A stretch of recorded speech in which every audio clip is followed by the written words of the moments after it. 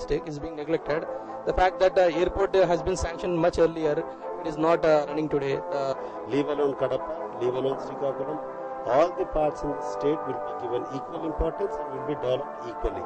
One thing is sure, as long as TDP is in power, we will take all measures to see that this area is equally developed compared to all the other regions of this area, and if possible, we will bring in better development than other parts of the state also. Only time will tell.